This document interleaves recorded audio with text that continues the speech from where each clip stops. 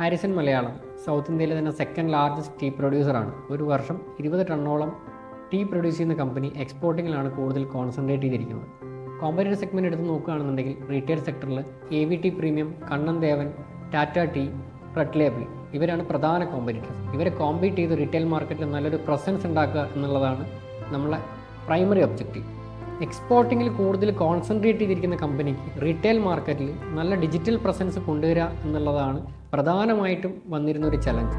ഒരു കോമ്പറ്റീറ്റേഴ്സ് എല്ലാം വളരെ പ്രൊമിനൻ്റ് ആയിട്ട് തന്നെ ബ്രാൻഡിനെ പ്ലേസ് ചെയ്തിരിക്കുന്ന ഒരു മാർക്കറ്റാണ്. സോഷ്യൽ മീഡിയയിൽ കൂടുതൽ അറ്റൻഷൻ കിട്ടാൻ വേണ്ടിയിട്ട് നമ്മൾ പ്രധാനമായിട്ട് യൂസ് ചെയ്തത് കണ്ടൻറ് മാർക്കറ്റിംഗ് ആണ്. കമ്പനീൻ്റെ അഡ്വാൻറ്റേജസ് തന്നെയാണ് കൂടുതലും ഇതിൽ നമ്മൾ അപ്ലൈ ചെയ്തിട്ടുള്ളത്.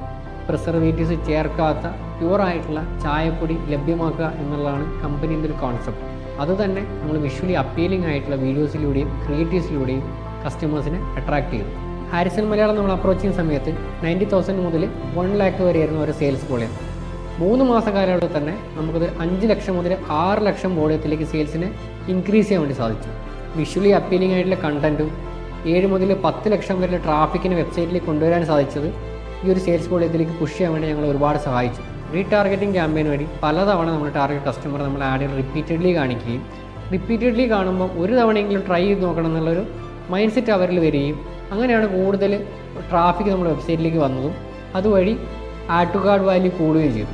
ആഡ് ടു കാർഡ് വാല്യൂ കൂടിയപ്പോൾ അവരിലേക്ക് നമ്മൾ റിമൈൻഡർ മെസ്സേജും വിഷ് ലിസ്റ്റ് ക്യാമ്പയിൻസും ഓഫർ ക്യാമ്പയിൻസൊക്കെ കൊടുക്കുന്നത് വഴി കൂടുതൽ സെയിൽ ജനറേറ്റ് ചെയ്യാൻ ഞങ്ങൾക്ക് സാധിച്ചു. ഇതുപോലെ കൃത്യമായിട്ടുള്ള പ്ലാനിങ്ങും എക്സിക്യൂഷൻ ഉണ്ടെങ്കിൽ ഏതൊരു പ്രയറിനും സക്സസ്ഫുൾ ആയിട്ട് പ്രസൻറ്റ് ചെയ്യാൻ സാധിക്കും.